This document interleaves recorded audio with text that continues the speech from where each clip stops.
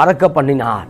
ஆமா, இப்ப சொல்லும்போது மனாசே சொல்லும் பொழுது என் வருத்தம் யாவையும், அது மாத்திரமல்ல ஒரு பாயிண்ட், என் தகப்பனுடைய குடும்பம் அனைத்தையும் மறக்க பண்ண, குடும்பம் பண்ண டார்ச், அண்ணன் தம்பி பண்ணக்கூடிய டார்ச், பிரச்சனை, போராட்டங்கள், இப்ப யாவையும் மறக்க பண்ணிட்டாரு.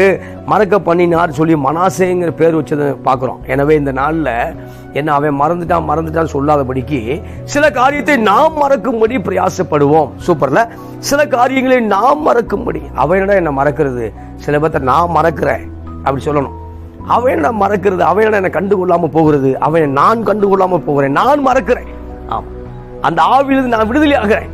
என்னை மறந்துட்டான் சொல்லக்கூடிய அந்த அந்த இருள் சக்தியிலிருந்து நான் வெளியே வர்றேன்.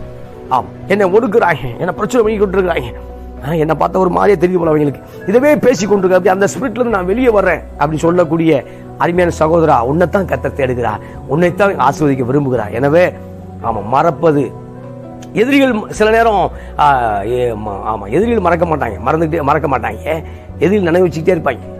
எதிரி வேலை நம்ம அழிக்கப்படுறதா அவங்க எதிரி வேலை. மறக்கிறது யாருன்னா உறவுகள், சொந்த பந்த, நண்பர்கள், நம்மால் உதவி பெற்றோர், இவரெல்லாம் மறந்து விடுகிறார்கள். ஆனால் கர்த்தர் நிச்சயமா உங்களை கைவிடுவதில்லை. எனவே உங்களை மறந்தவங்களை குறித்து நீங்க ரொம்ப யோசிக்காதீங்க அப்படின்னா ஆமா, இதை வேகமா துடிக்க ஆரம்பிச்சிடும். தேவையில்லாத பலகீனம் உங்க வாழ்க்கையில வந்துடும். எனவே